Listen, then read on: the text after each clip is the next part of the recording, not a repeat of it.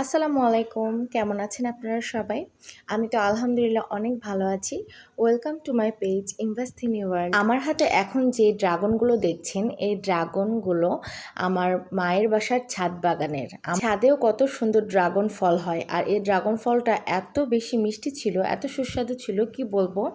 তো আমাদের বাসার ছাদ বাগানে আপনাদেরকে এর আগে ভিডিও দিয়েছিলাম, মানে আমার মায়ের বাসার ছাদ বাগানের ভিডিও দিয়েছিলাম। তো ড্রাগনগুলো তখন কেবল হয়েছিল। তো মায়ের বাসায় গেলে সচরাচর ছাদে ওঠা হয় না, যার কারণে আমি পরবর্তী ভিডিও মানে ড্রাগন ধরে থাকার যে ভিডিওগুলো ছিল ওগুলো দিতে পারিনি। তবে আমি ছবি অবশ্যই আপনাদের সাথে অ্যাড করে দিব। ওগুলোর ভিডিও নেওয়া হয়নি, তবে আপু ছবি তুলেছিল, ওগুলোই আমি আপনাদের সাথে শেয়ার করে দিব শেষে। তো এই যে দেখেন ড্রাগনটা এতই মিষ্টি ছিল, আমি ড্রাগনগুলো খুব সুন্দরভাবে কেটে নিচ্ছি। আর আমাদের কাছে কিন্তু দুই প্রজাতিরই ড্রাগন হয়েছিল।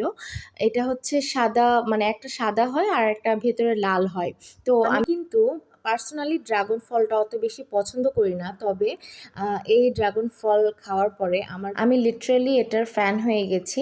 আর এখন থেকে আমি ড্রাগন ফল খাবো, তবে আমাদের গাছেরই খাবো। বাইরে থেকে কেনার সময় কিন্তু অতটা টেস্ট হয় না, আমি দেখেছি। তবে আমাদের গাছের যে ড্রাগন ফল সেটা এতই টেস্ট যে আমি এটা ফ্যান হয়ে গেছি একদম। আপনাদের ভাইয়াও খেয়েছে, আর ওও বলছিল যে অনেক টেস্ট হয়েছে, ড্রাগন ফলগুলো অনেক মানে সুস্বাদু।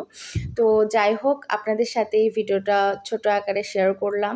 সবাই জানাবেন কার কার ড্রাগন ফল ভালো লাগে। আর আমাদের কাছে আলহামদুলিল্লাহ অনেক ড্রাগন ধরেছিল। আমি তো বলেছিলাম আপনাদেরকে যে পরিচর্যা সঠিক থাকলে পারেই এরকম ফল পাওয়া যাবে। তো আলহামদুলিল্লাহ সব কিছুর জন্যই। আজকের মতো এখানে, সবাই ভালো থাকুন। আল্লাহ হাফেজ।